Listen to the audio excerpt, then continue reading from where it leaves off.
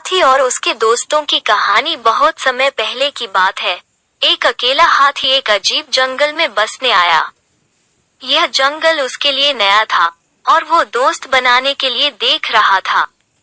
वो सबसे पहले एक बंदर से संपर्क किया और कहा, नमस्ते बंदर भैया, क्या आप मेरे दोस्त बनना चाहेंगे? बंदर ने कहा, तुम मेरी तरह झूल नहीं सकते क्योंकि तुम बहुत बड़े हो, इसलिए मैं तुम्हारा दोस्त नहीं बन सकता। इसके बाद हाथी एक खरगोश के पास गया और वही सवाल पूछा।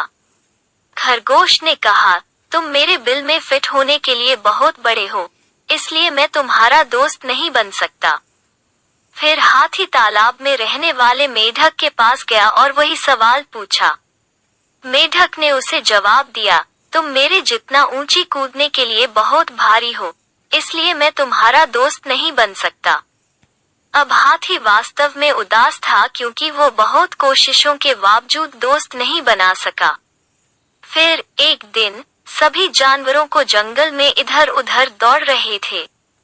ये देखकर हाथी ने दौड़ रहे एक भालू से पूछा कि इस उपद्रव के पीछे का कारण क्या है। भालू ने कहा, जंगल का शेर शिकार पर निकला है, वे खुद को उससे बचाने के लिए भाग रहे हैं। ऐसे में हाथी शेर के पास गया और कहा कि कृपया इन निर्दोष लोगों को चोट न पहुंचाओ, कृपया उन्हें अकेला छोड़ दें। शेर ने उसका मजाक उड़ाया और हाथी को एक तरफ चले जाने को कहा।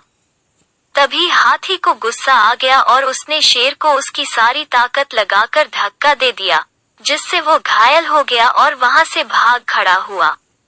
अब बाकी सभी जानवर धीरे धीरे बाहर आ गए और शेर की हार को लेकर आनंदित होने लगे। वे हाथी के पास गए और उससे कहा, तुम्हारा आकार एकदम सही है हमारा दोस्त बनने के लिए। सीख, इस कहानी से हमें ये सीख मिलती है कि एक व्यक्ति का आकार उनके मूल्य का निर्धारण नहीं करता है।